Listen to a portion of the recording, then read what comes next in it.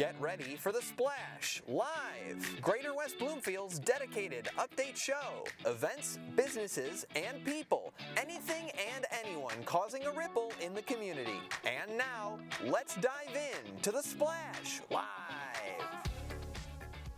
Good morning and welcome to The Splash Live. I am Larry Nyland. A very happy Thursday to all of you watching and listening in West Bloomfield, Keego Harbor, Sylvan Lake, and Orchard Lake Village this morning.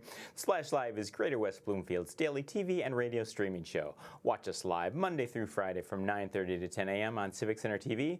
Also watch us on Comcast Channel 15, AT&T Channel 99, on the web at civiccentertv.com, on Civic Center TV's Facebook app, and you can even listen live on 89.3 Lakes FM. The Splash Live is part of Civic Center TV and Lakes FM's 90 minutes of live local programming. Well, taking a look at the weather this morning, it's going to be another beautiful day on tap here in the Greater West Bloomfield area. It's going to be sunny with a high of 82. Tonight, some clouds are rolling in with a low of 65. And then for Friday, it's going to be actually pretty warm for the second day of September, a high of 87.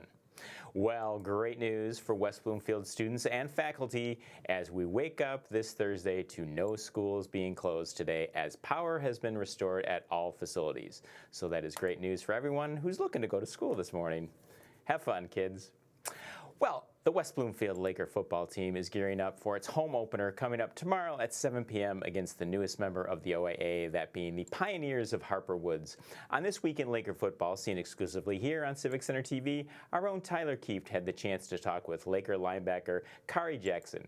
Tyler asked Kari why he chose to come back to play in West Bloomfield after spending a year in Florida at the acclaimed IMG Academy.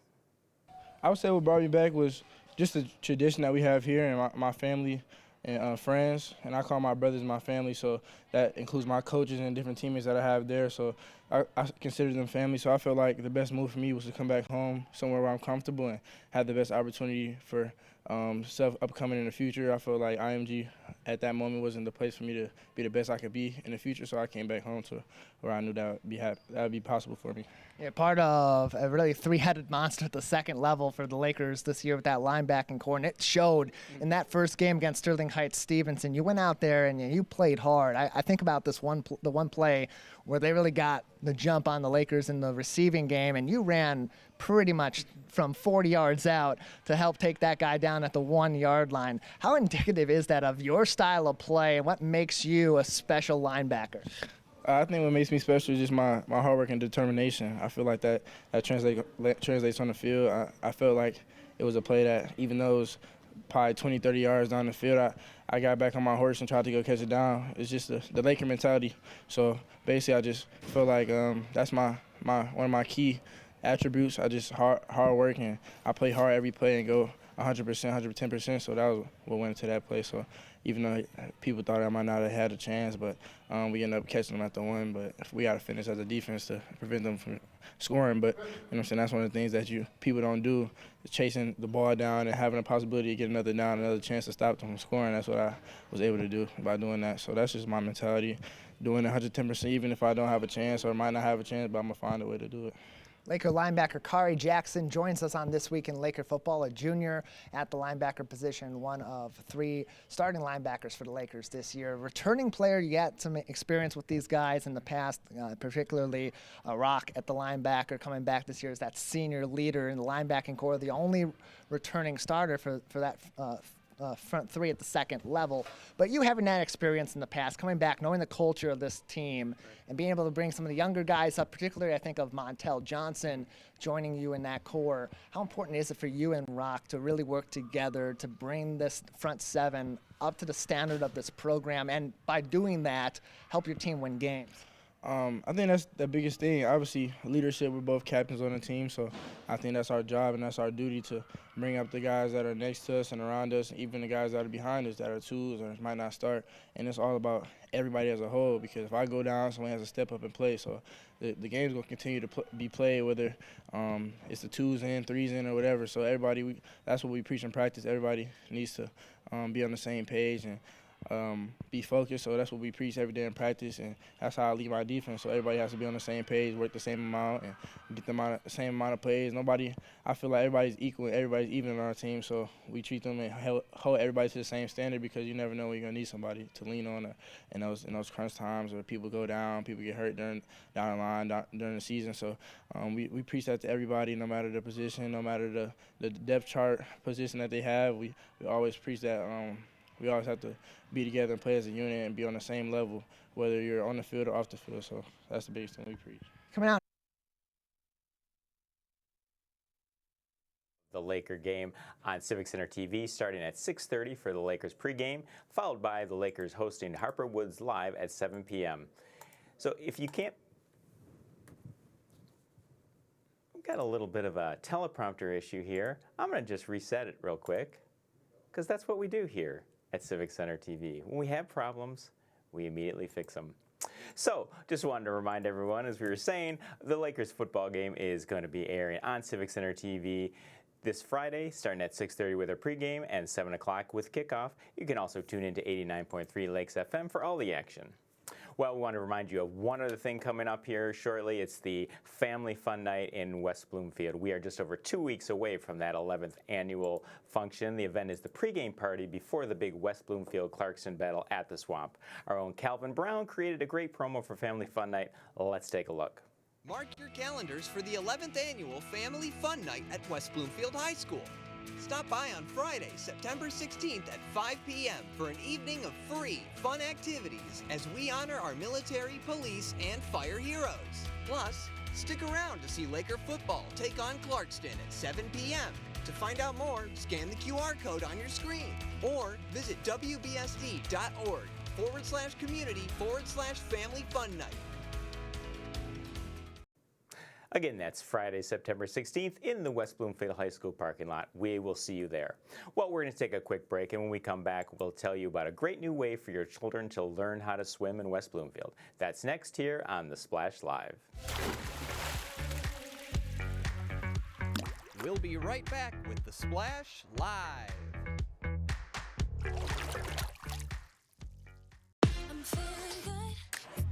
Let's savor these moments, made possible by the COVID-19 vaccine.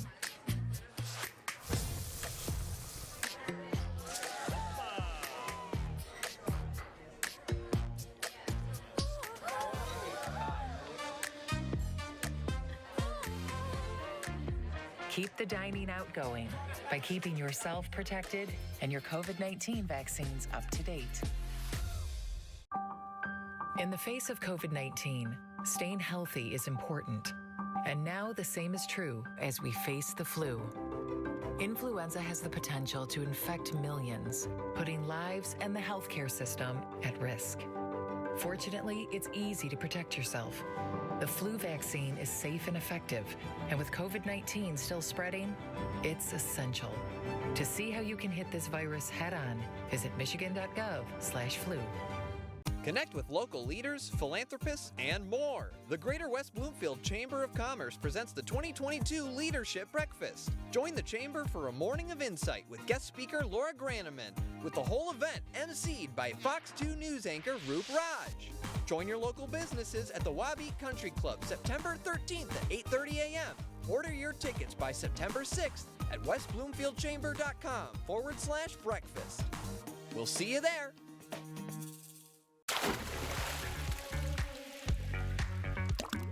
And now, back to The Splash, live.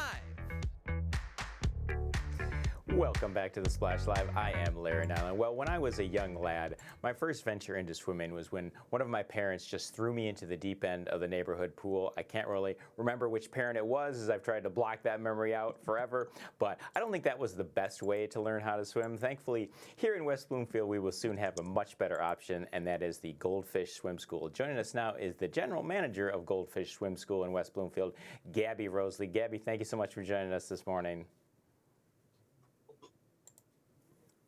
Hello, you guys. I think you might be on mute. I see a mute button on your side, and I couldn't quite hear you there, but I'm excited, and I'm here to introduce myself. My name is Gabby Rosely, and I am the general manager at the new Goldfish Swimming School location in West Bloomfield. So we are coming to the area, and we are going to be open for swim lessons at our West Bloomfield location in December. We are a Learn to Swim program, and we teach kids 4 months old to 12 years old how to swim.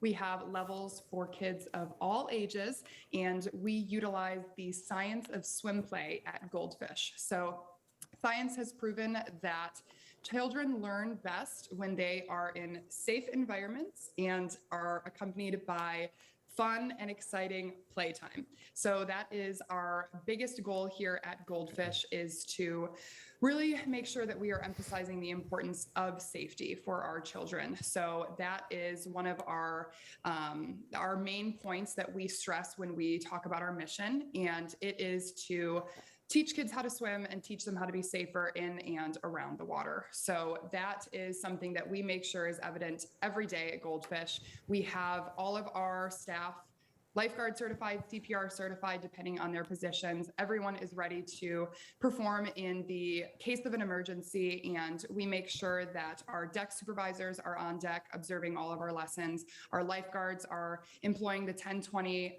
scan that makes sure they're constantly watching our kids in the water, and our curriculum is really based on those water safety skills for our younger swimmers, and eventually progresses into the mobility skills and things of that sort. But I'm really, really grateful for this opportunity, and would love to answer some specific questions for you guys so that I don't just babble on. But I want to make sure I'm able to hear you guys over there. Yeah, can you hear me now, Gabby? Yes, I can. I had such a beautiful, humorous introduction too. But when you see the replay, you'll enjoy that. So I'm not gonna pain everyone by doing it again. But you'll enjoy my introduction. But so could you tell us? Could you talk about the history of Goldfish Swim School? So I understand the company itself began right here in the Metro Detroit area. It did. So our first location actually opened up in Birmingham in 2006. Our founders, Chris McQuiston and Jenny McQuiston, opened up that school right on Cole Street in Birmingham, and it is still up and running today. We now have over 135 active locations and lots that are in the coming soon process. West Bloomfield, for example, is one of them. So we are all over the states, and we have a couple schools in Canada as well. So we started small, and we are consistently growing, and we have a really great team that has kept our core values at the very basis of what we offer, and that is safety and the golden experience. So Gabby, can I ask you a little bit about what your swimming background is? Were you any kind of a lifeguard or a competitive swimmer at all? Yeah, absolutely. I was a competitive swimmer myself. I swam from the time I was 8 years old, and I briefly swam at the University of California in San Diego. I had a couple of career-ending injuries that caused me to move back, and I actually transferred to Michigan State University. I stopped swimming once I came over there. Go White, of course. And of course, my swimming background on my own side was very competitive, but I have been a coach since I was 15 years old. And I was also a lifeguard, and I taught private lessons and group lessons for over 5-6 years. So I've been around swimming my entire life. So there are a lot of places that advertise that you can take swim lessons. So what is it about Goldfish Swim School that sets it apart from other places? So about the classes and the techniques that you guys teach over there? Absolutely. So aside from just the safety precautions that we take, making sure that we have all of our staff members ready to respond in case of an emergency, having our lifeguards on deck in addition to our deck supervisors and our deck assistants that are constantly watching the kids, as well as the instructors that are in the water with the kids. We maintain very specific ratios based on the capacity of the pool. And our curriculum, we have a whole team that has come up with the science of swim play, as we call it, because like I mentioned, science has found that kids learn best and develop cognitively and mobily best when they're in safe environments and accompanied with exciting playtime. guided play is what we call it. So our curriculum team has come up with a curriculum for all of our levels that we have from 4 months old to 12 years old that first focus on mobility, reflexes, comfortability in the water for our very young ones, and then progress into techniques in survival skills of being able to roll over, being able to submerge and resubmerge, falling into the pool. What would you do? Grabbing onto the side of the wall and being able to climb out of the pool, and then eventually teaching those basic strokes. So we've really got it down to a science here, and our core values are very, very important to us. And one of those is that we provide the golden experience that comes into play in our customer service industry. We make sure that our members have the best possible experience every time they walk into Goldfish, every time they give us a call. That's really, really important to us. And then, of course, we celebrate everything. So you're always going to see the kids walking out of their swim lessons with ribbons and high fives from their instructors, and hopefully big smiles on their faces, because that celebration aspect is very important to us. We know how scary swimming can be, so we have our instructors in the water ready to go and ready to celebrate those kids for getting in the pool. So are there different techniques or maybe different classes for those children who are just completely terrified of the water? Because there's a lot of adults that are terrified of the water. But so when you know ahead of time a child has that kind of demeanor, how do you handle that?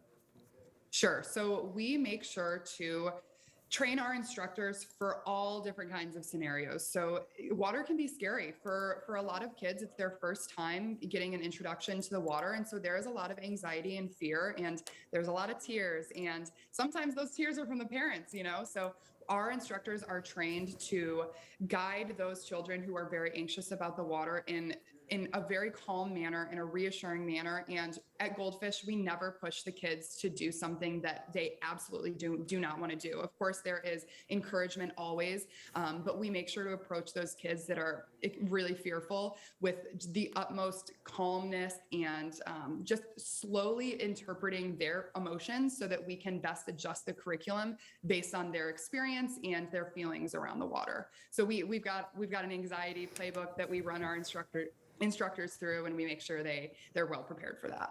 I think I'd like to get a hold of that anxiety playbook just for my daily life. Right. If I could get a copy of that, that'd be great. Absolutely. I know it's helped me a couple times here and there as well. So yeah, the kids are in good hands as well as the parents. So is there a generality? Is it easier for babies to just start swimming than it is for maybe like a 6-7-year-old? Can you make a generality like that? Sure. So of course, every child is different, but there are a lot of benefits to starting your children early. We start as early as 4 months. So we say by the time your child is able to lift their head up, they're ready for swim lessons. Really, really great for kids who have that early introduction for socialization, for even individualization as they progress through our curriculum, for cognitive and mobile development, muscle development. It's really a great bonding experience for the kids as well. And for the young ones, our number one goal is to get them comfortable in the water. So the earlier that we can make swimming fun, the less likely they are to develop a fear later on in life. And at around 8 months, children have been found to develop a very sudden fear for the water. And so if we can get them started before that and kind of eradicate that time period that allows them to suddenly snap into this state of fear when they see the water, that's always a really big plus for us. But of course, we do have kids that are starting a little bit later. We've got kids who come in and haven't had lessons and don't know how to swim when they are 12 years old. And of course, our curriculum accommodates those children as well. But we always say the earlier, the better. So Gabby, we mentioned that the location is not open yet, but you are selling lessons and memberships. Where exactly is Goldfish Swim going to be located in West Bloomfield? So you are correct. We are still in our construction phase. We are open for booking on our website though. So you can reserve your spot, and everyone knows those fill up really quickly. So we've got a lot of enrollments so far, and we will be open in the Orchard Mall. So we are right on Orchard Lake Road and West Maple Road. We are right on the corner as you enter in the entrance across from English Gardens. So we've got our address on our website, but we're really excited to be coming to the mall. Well, Gabby, we want to thank you so much for joining us this morning, and best of luck to Goldfish Swim in West Bloomfield, and we'd love to have you back on when you officially open. Thank you so much. It was such a pleasure chatting with you. And anybody who's interested in swim lessons can find more information on our website, which is Goldfish Swim School, West Bloomfield.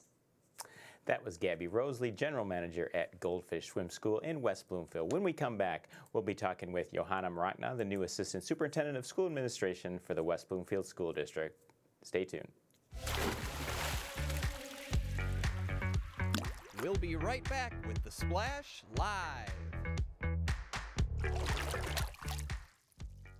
Fire Prevention Week is just around the corner. Join volunteer, part-time, and on-call firefighters at this year's Fire Open House. Catch up on your fire safety knowledge with live demonstrations and hands-on activities. Chat with local businesses and resources about fire prevention, see some familiar faces, fight future fires, and make some new friends. The West Bloomfield Fire Open House, October 2nd from noon to 3 p.m. at Fire Station 1 on Orchard Lake Road. Can I ask you a question? Why do you want to get the COVID-19 vaccine? I don't like getting sick. The virus will die. It will be easy to not catch it. Keep my family safe and keep playing soccer. Because I love being vaccinated. What's your hope for everyone? I hope everybody gets the vaccine to keep safe and strong. Be like happy, having fun everywhere. Everyone stay safe and hope you get the vaccine. Connect with local leaders, philanthropists, and more. The Greater West Bloomfield Chamber of Commerce presents the 2022 Leadership Breakfast. Join the Chamber for a morning of insight with guest speaker Laura Graneman, with the whole event emceed by Fox 2 News anchor Roop Raj. Join your local businesses at the Wabeat Country Club September 13th at 8:30 a.m. Order your tickets by September 6th at westbloomfieldchamber.com/breakfast. We'll see you there.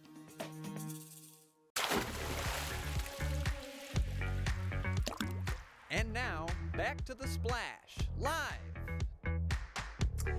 Welcome back to The Splash Live. I am Larry Nyland. Joining us now is the new Assistant Superintendent of Administration and Innovation and Interim Assistant Superintendent for Talent Development and Management Department for the West Bloomfield School District, Johanna Mracna. Johanna, thank you so much for joining us today.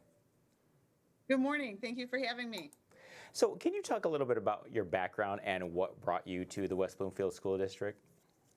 Sure. I've been in education for a long time. I was a classroom teacher.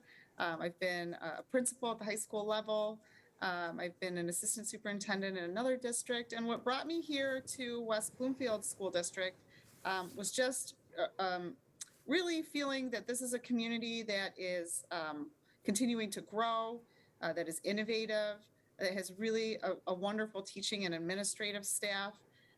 It's the kind of community that I think all educators look forward to working with. So that's what brought me here. And your title is very long. I'm not going to read the whole thing again, but so what are your duties there with the school district?